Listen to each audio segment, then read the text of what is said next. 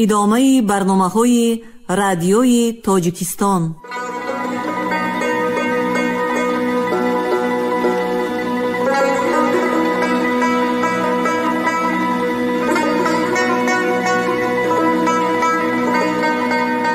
السلام علیکم شنونده های گرامی، با توجه شما گفتاری ادبی از سلسله خوانش بدیعی اثر نویسنده بزرگ تاجیک صدرالدین عینی، یادداشت‌ها در قرائت عبدالرشید خوجامقلوف. قسم 3، گفتار 79.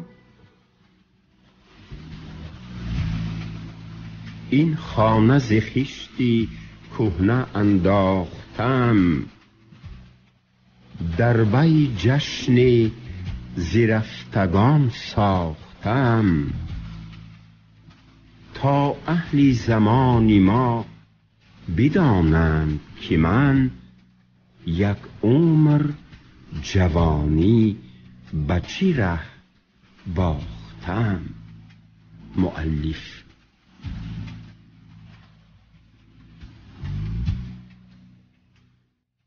بعد از این همه باشندگان اینجا هم از دست بای و هم از دست مؤذن او خلاص می شوند. به فهم من مؤذن ترسید.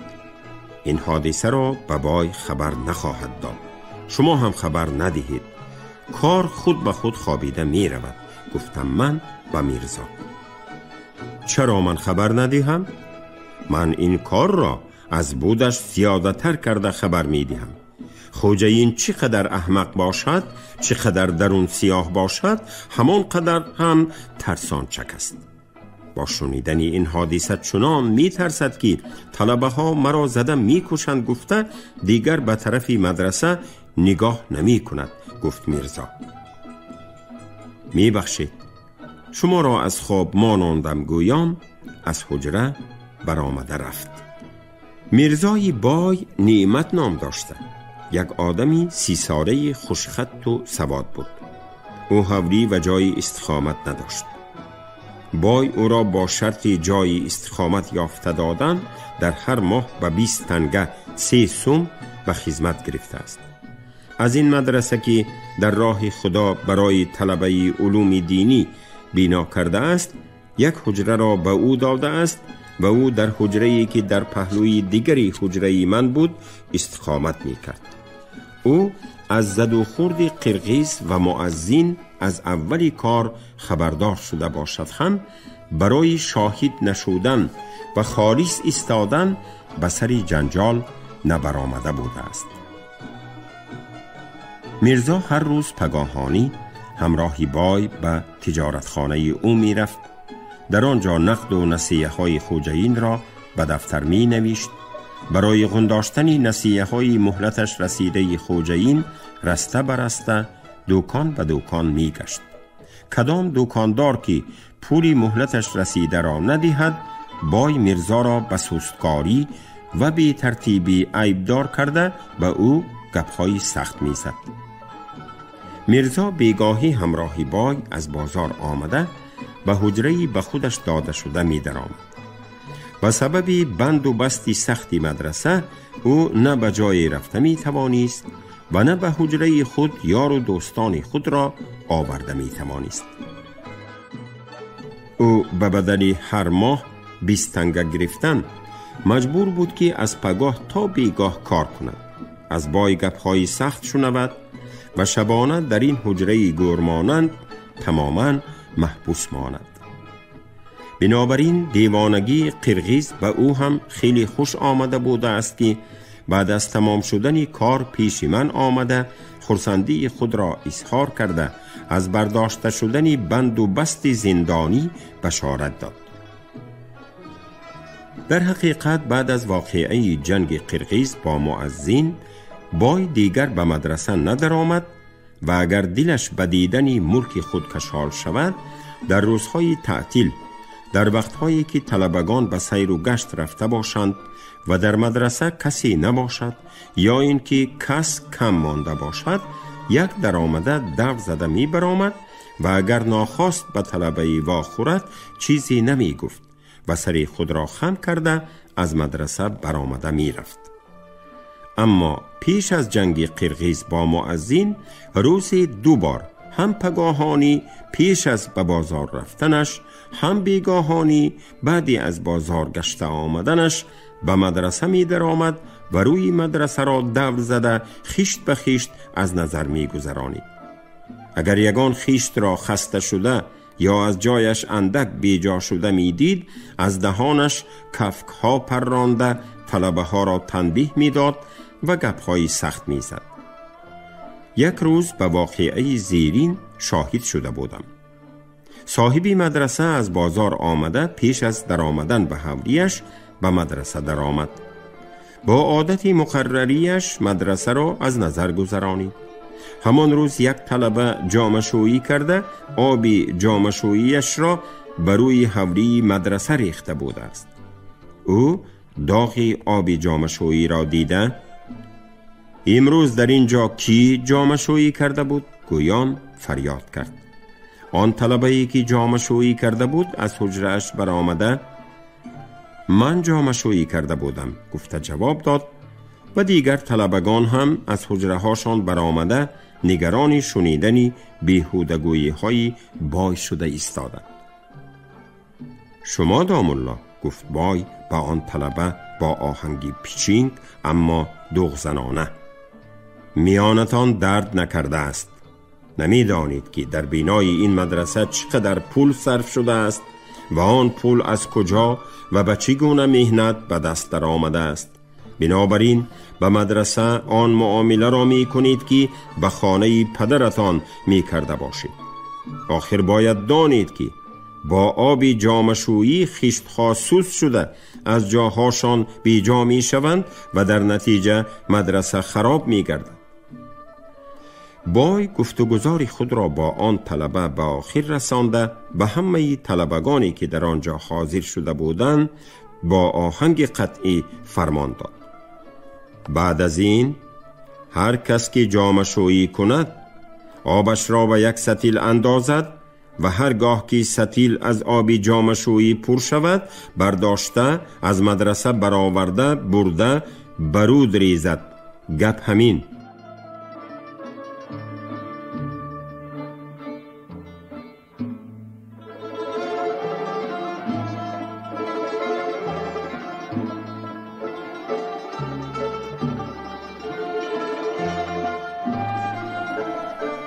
در میانه طلبگان ملا سلم نام یک طلبه کلابی بود که او یک درجه دغل باشد هم شیرین سخن و شوخ طبع بود.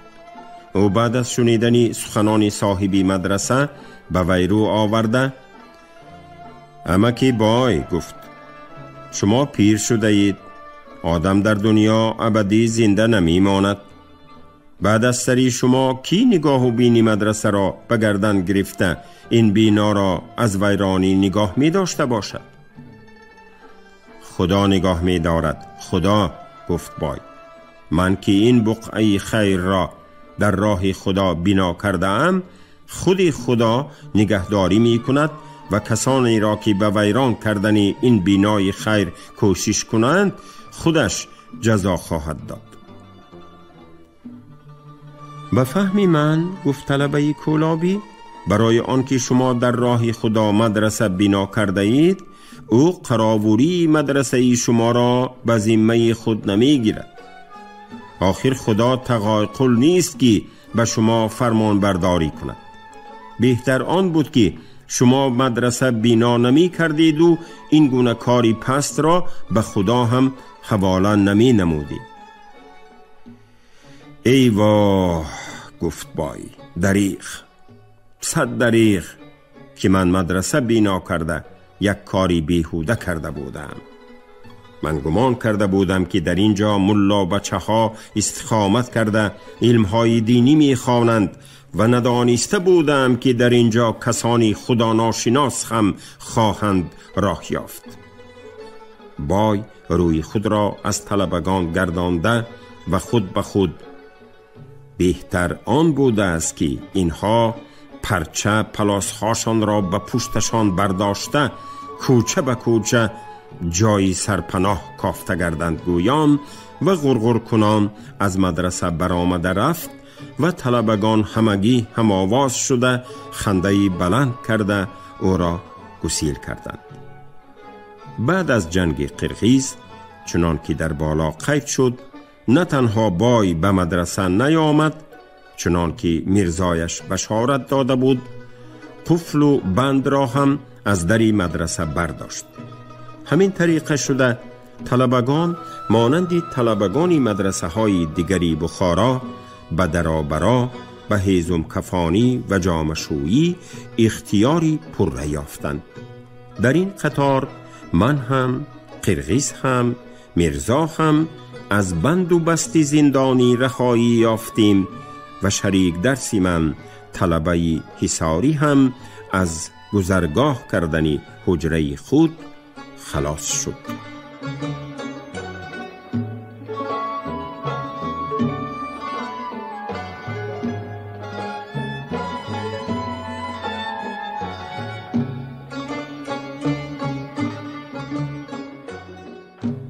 زندگانی و مشغولیت من در مدرسه حاجی زاهد.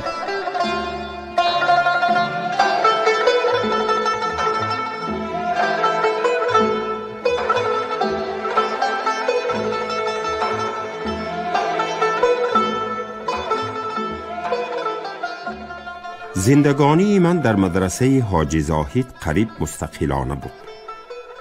من در اینجا برای تامین معیشت به خدمت سیاهی کسی محتاج نبودم، چون که عبدالخلیل مخدوم چنان که در قسم سیوم یادداشت‌ها قید کرده شده است، به مقابل خدمت علمی و یاری معنوی من به او، به من یاری مادی می کرد.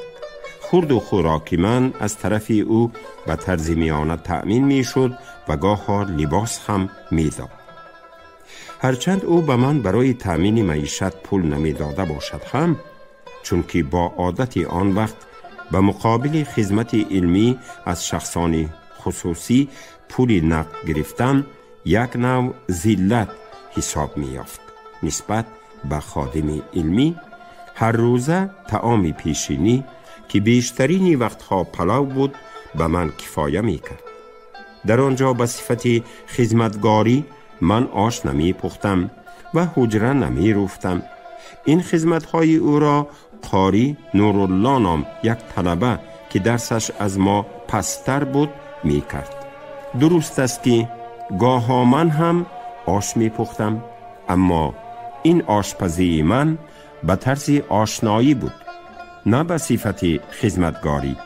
این کار را در حجره او گاها میرزا عبدالواحد منظم هم می کرد. او دعوا داشت که آش پلو را از من بهتر می پزد، اما من هم در مسابقه از وی نمی ماندم و از بس که به واسطه آشپزی کردنم با آدمان گوناگون تجربه هم در این کار از وی بیشتر بود، من خود را از وی هنرمندتر می شمردم و شریکان هم این دعوای مرا تصدیق می کردند. از بس که شریف جان مخدوم قاضی شده از شهر بیرون رفته بود، میرزا عبدالواحد برای دوام دادن تحصیل از خدمت او جدا شده در مدرسه ملا محمد شریف در یک حجره خیلی خوبی بالای دروازه آن مدرسه که از آن شریف جان مخدوم بود استقامت می کرد. از بس که میرزا عبدالواحد از میراث پدر درآمد داشت، زندگانی او در مدرسه بد نمی گذشت. او با ما شریک درس بوده، در درس تیار کنی که موافق اصطلاح مدرسه مکالمه می گفتند با ما هم همراه بود. درس تیار کنی هر روز، روزانه، وقتی پیشین تا تیار شدن آش و در بین درس ها و بعد از درس ها در حجره عبدالخلیل مخدوم تشکیل می یافت.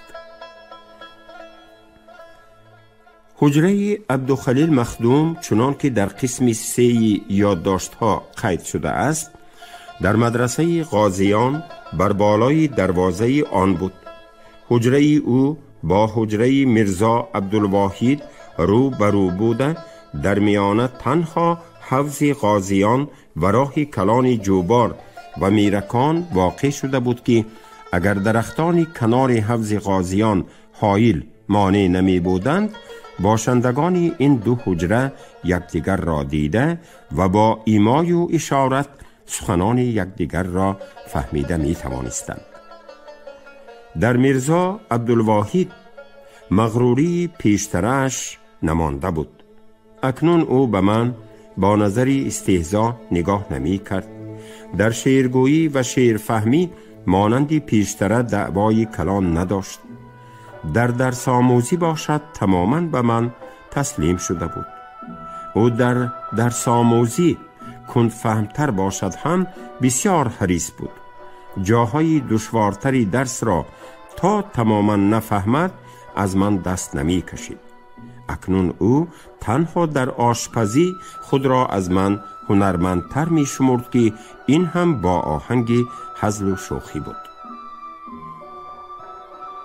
میرزا عبدالواحد در خوشنویسی و در انشانویسی رسمی آن زمان از همه شریکان و از اکثری همسالانمان پیش بود، اما از آنجا که او خیلی کمال اخلاقی پیدا کرده بود، بر این باره دعوای و غرور ظاهر نمی کرد. لیکن در طبیعت او همان خصلت خوددانمی که در خردسالگی‌هایش هر زمان نمایان شده می ایستاد، در پرده پنهانی باشد هم هنوز وجود داشت. او کوشش داشت یگان کاری کند که دیگران در حیرت مانند و از کردن آن کار عاجز باشند. چنانچه باری ما او را در روزهای تعطیل بهارانی 1 هفته گم کردیم.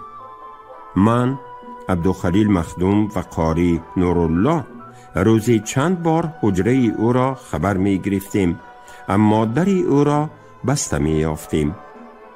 ما از آن سبب در حیرت بودیم که اگر او چند روزه از شهر برآمده می رفت، البته به ما خبر می داد.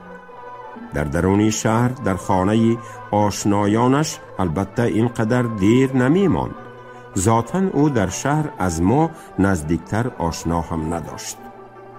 وا عجبا، با او چی شده باشد؟ گویان ما در تشویش بودیم. دری در آمدی حجره او در آخری آن زینه تاریکی بود که من در داخونده در بابی مدرسه تصویر کردم. روزی من برای خبرگیری فراموش کردم که باری چندم بود از همان زینه برآمده به پیش دری حجره او رسیدم. از درون حجره صدای خسیر خسیر مانند آن که موش چیزی را می‌خاییده باشد شنیده شد، اما بعد از رسیدن من به در حجره آن صدا خاموش گردید. در را کوفتم اما جوابی نیافتم. هرچند گوش کردم دیگر صدای خسیر خسیر هم نبرآمد. من در دل خود گذراندم باید او در حجره بوده به کاری مخفی مشغول باشد، چون که اگر آن خسیر خسیری موش می بود اینقدر دور و دراز خاموش نمی گردید. من برای تفتیش کرده دیدن این تخمین خود باری دیگر صدای پایم را نبرآورده به در حجره رسیدم و صدای خسیر خسیری پیشتره را شنیدم و چند دقیقه دیگر آرامانه گوش داده ایستادم. صدا دوام کرد. بعد از آن در را کوفتم، اما نه تنها جواب نشنیدم بلکه آن خسیر خسیری موشانه هم بریده شد. یقین کردم که او در حجره هست و به کاری مشغولی می کند. پس از آن در پی دستگیر کردن او افتادم.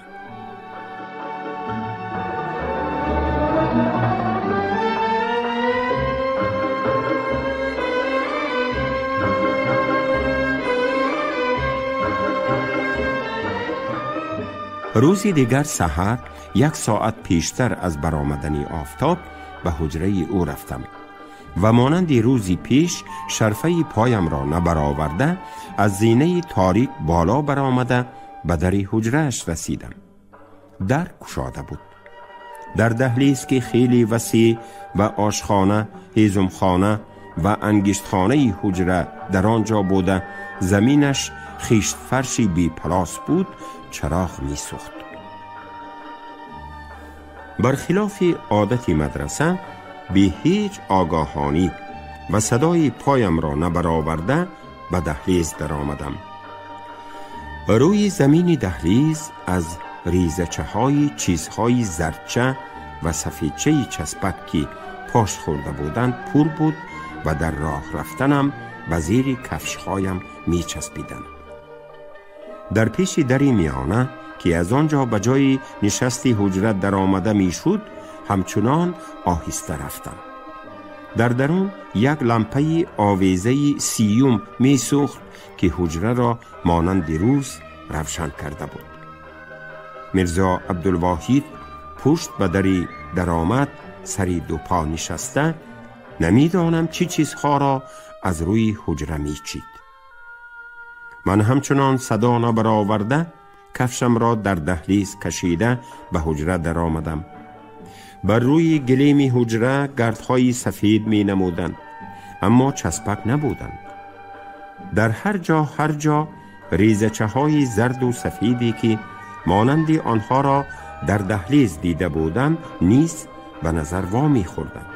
اما من باید این ریزچه ها چسبک باشند گفته آنها را زیر نکرده آهسته به سری میرزا عبدالواحد رفتن گرفتم.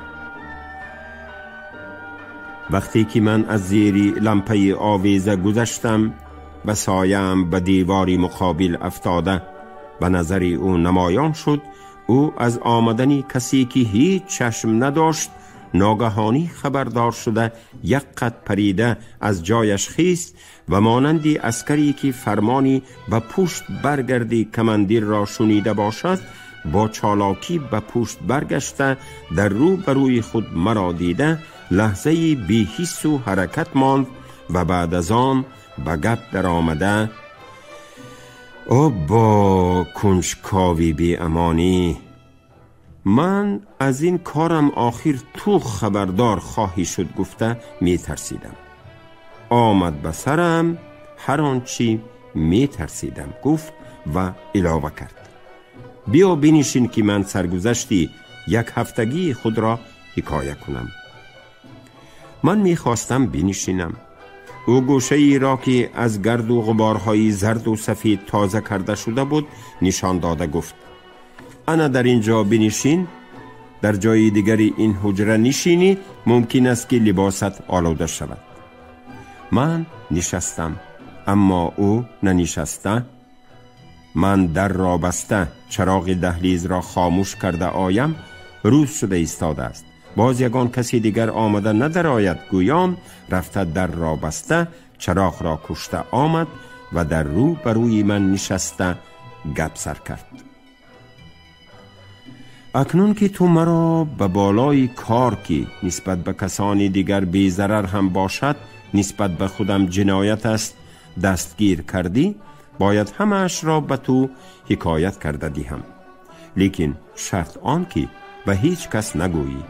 اگر به عبدالخلیل مخدوم گویی اختیار داری، چون که نگوی گویم هم البته به او خواهی گفت، اما با آدمانی دورتر از ما نگوی که مرا خندزار می کنند.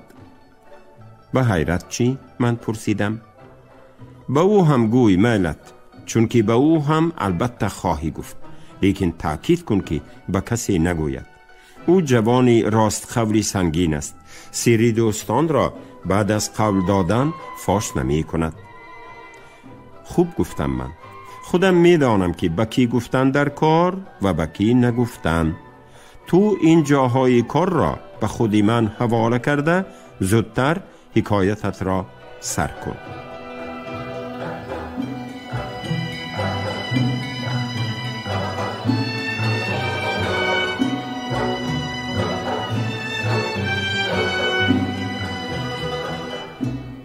حلوای صابونی پزی میرزا عبدالواحد.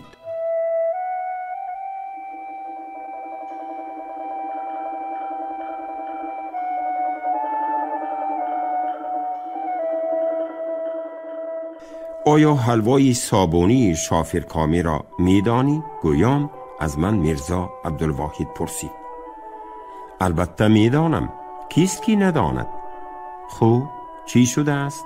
گفتم من خواستم که همان حلوا را در حجره خودم پزم. من پیش از آن که سرگذشتی حلوای صابونی پزی میرزا عبدالواحد را از زبان او نقل کنم، درباره حلوای صابونی و از این جمله در خصوص حلوای صابونی شافرکامی معلوماتی کوتاهی دادنم در کار است. حلوای صابونی حلوایی است که آن را از آرد، روغن و شکر پخته به لنده‌های چهارمغز مانند جدا کرده و فروختن و خوردن تیار می‌کنند. این گونه حلوای صابونی را در بخارا، در سمرقند و در هر جای آسیای میانه که حلواگری باشد می‌پزند.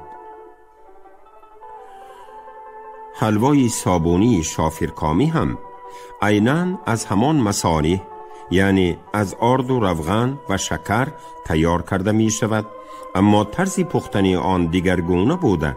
این کار را در ریان شافرکام بعضی آدمان مخصوص می دانند، لیکن آنها این کار را کسب اساسی خود کرده نگرفتند و برای در بازار فروختن نمی پزند، بلکه برای خوردن خود و یا با سپارش بعضی آدم‌های جداگانه می پزند.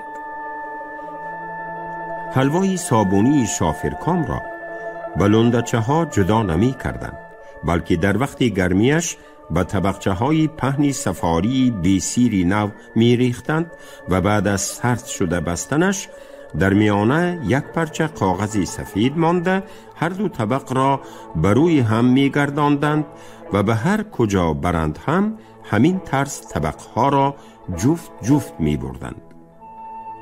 حلوای صابونی شافرکام از حلواهای صابونی عادی چنان که در شکل فرق داشت، اینچنین در طعم هم فرقی کلان داشت. هرچند وی هم از آرد و روغن و شکر پخته می شد، اما در وقت خوردن از وی مزه هیچ کدام این چیزها نمی آمد، بلکه یک طعمی گوارای ناشناس داشت و در وقت به دهان انداختن مانندی مراژنی قیماقی زود آب می شد. در حق حلوای صابونی شافرکام افسانه‌ای بود، چنان که افسانه پرستان می گفتند حلوای آبی نباتی بخارا غیر از بخارا، نان آسیایی سمرقند غیر از دیهه گل آسیایی سمرقند، حلوای کوفته و روسته قرشی غیر از شهر قرشی و جرغات زرمیتن غیر از دیهه زرمیتنی بخارا در دیگر جا نمی شود. اینچنین همان افسانه پرستان حلوای صابونی شافرکامی را هم مخصوصی تومن شافرکامی بخارا می پنداشتند و حالان که بعد از ریولوسیا یک حلواگری بخارایی به سمرقند آمده حلوای آبی نبات پخت که از حلوای آبی نبات بخارا ماندنی نداشت. اینچنین یک زنی سمرقندی با وجودی گل آسیایی نبودنش در دوشنبه یک نانی آسیایی پخت که از نانی آسیایی سمرقند به هیچ وجه کمی نداشت، حتی از بعضی جهت از وی بهتر شمردن ممکن بود.